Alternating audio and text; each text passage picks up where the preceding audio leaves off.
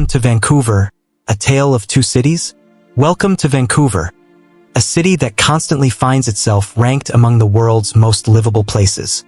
Nestled between breathtaking mountains and the Pacific Ocean, it's easy to see why Vancouver is often called a paradise. The city's luxury condos stretch toward the sky, offering panoramic views of the coast and mountains. The skyline sparkles at night, and the downtown area boasts high-end boutiques, gourmet restaurants, and outdoor cafes. It's a place where dreams of comfort, wealth, and success are not just possible, but highly visible. Yet beneath this glossy exterior, Vancouver hides a much darker, less glamorous reality. While Vancouver's real estate market has drawn attention from international investors and billionaires alike, it has also become a symbol of inequality. As luxury condos rise to meet demand, the average home price has soared beyond the reach of most locals. According to recent data, the average cost of a detached home in Vancouver exceeds $1.5 million. Even a modest one-bedroom apartment rents for upwards of $2,500 per month. Meanwhile, the average person's income struggles to keep pace. The median income in Vancouver is just $58,000, making it impossible for many to afford even basic housing, let alone the opulent accommodations advertised in glossy tourism brochures. But there's another side to Vancouver, one that the city's tourism industry rarely highlights. Every night, as the sun sets behind the North Shore Mountains, over 3,000 people, officially recognized as homeless, prepare to sleep on the streets. While the rest of the city enjoys its high-end shopping and fine dining, others are finding refuge in doorways along Hastings Street, in the wooded urban forests that house hidden tent cities, or even in their vehicles. These individuals are invisible to the mainstream, yet they are very much a part of the community. They are your neighbors, your coworkers, your friends, but they live in the shadows, struggling to survive in one of Canada's wealthiest cities. We are here to pull back the curtain on Vancouver's homelessness crisis and explore the hidden struggles faced by its most vulnerable residents. What we uncover may challenge your perception of Vancouver and, perhaps, even change how you view this city. This crisis isn't just an unfortunate byproduct of urban life. It's a complex web of policies, economic conditions, and social structures that have failed to keep up with the needs of the people. Today, we will uncover the stories, the data, and the people behind the numbers, and we hope that after reading this, you'll feel a call to action. The time to face the truth is now. The numbers. An inconvenient truth? Let's dive into the numbers, because they paint a stark and sobering picture of Vancouver's homelessness crisis. Over the past 5 years, the city has seen a jaw-dropping 86% increase in homelessness. This isn't just a statistical anomaly, it's a direct result of a broken housing market, an income gap that keeps growing, and a support system that's unable to meet the increasing demand. But these numbers are more than just figures on a chart. They represent the daily struggles of thousands of individuals who are trying to survive in an increasingly hostile city. First, let's look at Vancouver's housing market. Housing prices here are astronomical. The average one-bedroom apartment in the city costs $2,500 a month. To afford this, you would need an annual income of $100,000. But the median income in Vancouver is just $58,000, which means that for the vast majority of people, the cost of housing is simply unaffordable. This has pushed many residents out of the rental market and into the streets. Even though 403 affordable housing units were built in 2022, experts argue that we need more than 15,000 units to address the demand. The gap between supply and demand is widening, and with it, more people are being pushed to the margins. Next, let's consider the growing income gap. In Vancouver, the minimum wage is $15.65 per hour. If you work full-time, this comes to roughly $2,714 a month before taxes. After taxes, you're left with about $2,200. Yet, with the average rent for a one-bedroom apartment at $2,500, it's clear that many people simply cannot afford to live here. When rent exceeds 100% of your monthly income, homelessness is almost an inevitability for many. This isn't a choice. It's the result of a structural flaw in the economy that makes it impossible for people to keep up. Finally, there's the overwhelmed social support system. Vancouver currently has 1,200 shelter beds for a homeless population of over 3,000 individuals. This means that on any given night, nearly 60% of people seeking shelter will be turned away. On top of this, the average wait time for social housing is 5 to 7 years, leaving people stuck in limbo, waiting for help that never seems to come. These statistics are harrowing, but they don't capture the full story. Every number here represents a human life. A person struggling with the unbearable decision of whether to sleep on the streets, in a car, or in a shelter that might not even have space for them. The crisis is real, and it's getting worse every year. Human stories. Faces behind the crisis? Numbers alone cannot convey the full depth of the crisis. Behind every statistic is a person, a story, a life that has been irrevocably altered by the forces of poverty, displacement, and economic inequality. Meet James Chun, a 42-year-old former tech worker who once had it all. A high-paying job, a degree in computer science, and a promising future. James's life took a devastating turn after his startup went bankrupt. He was diagnosed with cancer, and his marriage ended. Within months, he lost his job and his home.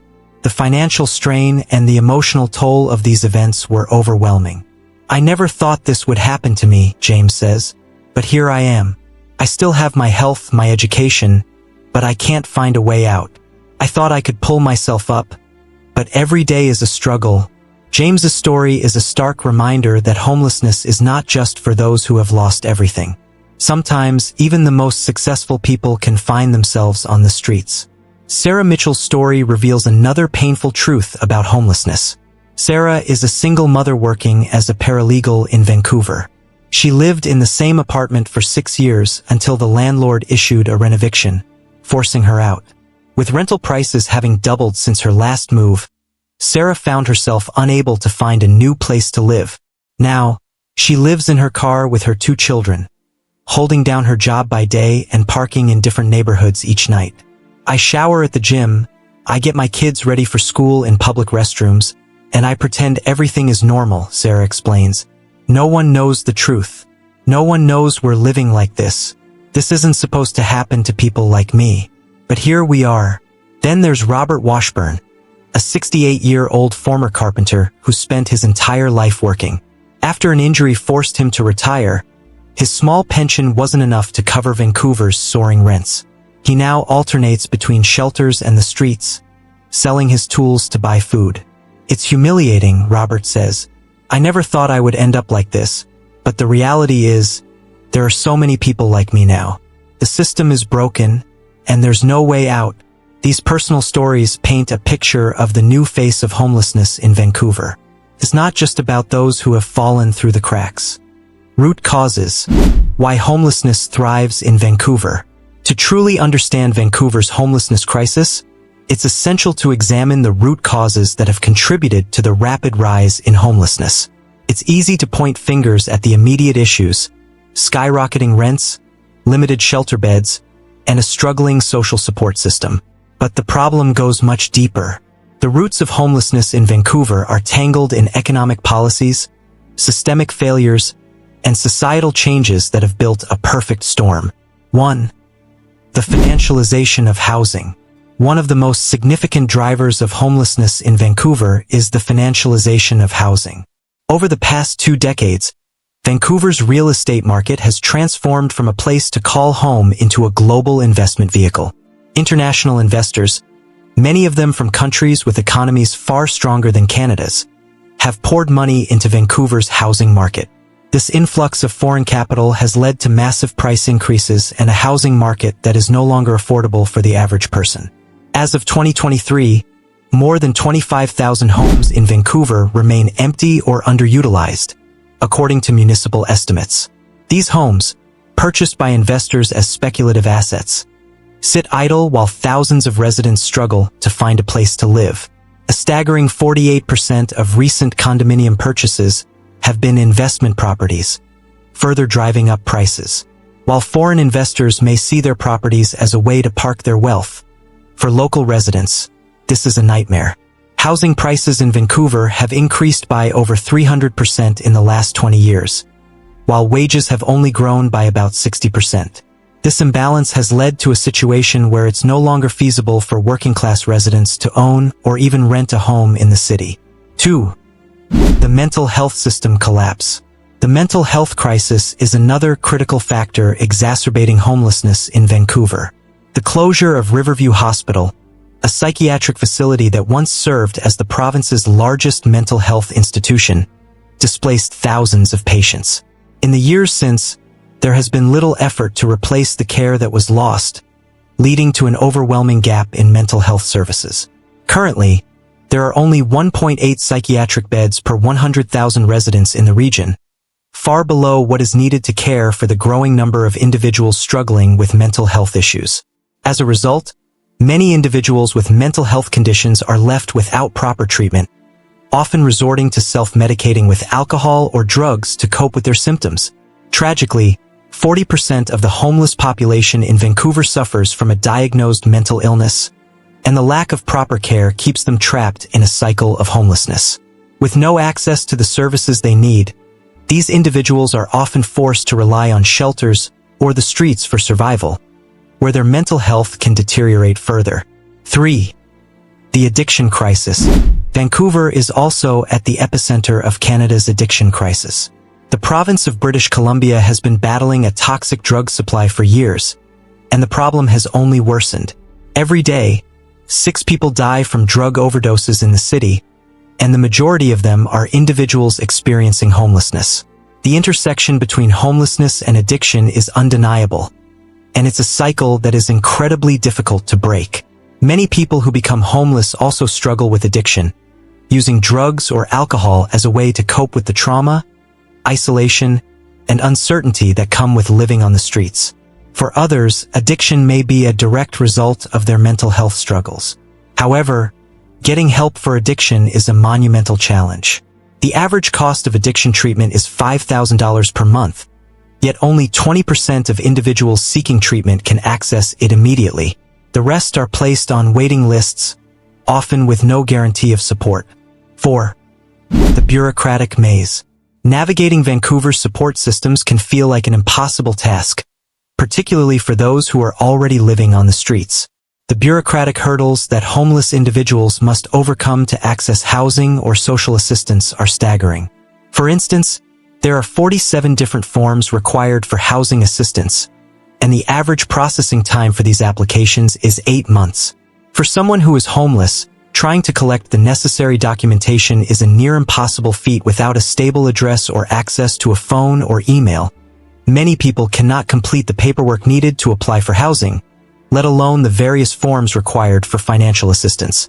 The conflicting eligibility criteria between different programs only complicates matters further.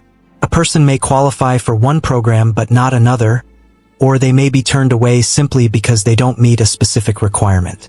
These systemic barriers keep people trapped in homelessness, unable to access the support they need to get back on their feet. 5. The economic perfect storm.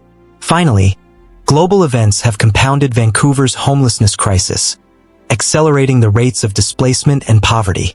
The COVID-19 pandemic caused widespread job losses and financial insecurity, particularly among lower-income workers and people in vulnerable industries. As businesses shut down and workers were laid off, many people found themselves unable to pay their rent or mortgage, pushing them into homelessness. Meanwhile, the cost of living continued to rise. Grocery prices, gas, and other basic necessities all increased as inflation took hold. In addition to this, eviction rates in Vancouver have increased by 43% since 2019. Landlords, facing rising costs themselves, have been quick to evict tenants who are unable to pay increased rents. These evictions often leave families with nowhere to turn, forcing them to either live in their cars, in shelters, or on the streets. Social assistance rates in British Columbia have remained frozen, despite the soaring cost of living. This makes it even more difficult for those who rely on government support to make ends meet. When people can no longer afford housing and the support system fails to meet their needs, the result is an ever-growing homeless population. Current solutions. A ray of hope. While the homelessness crisis in Vancouver is dire, there are glimmers of hope.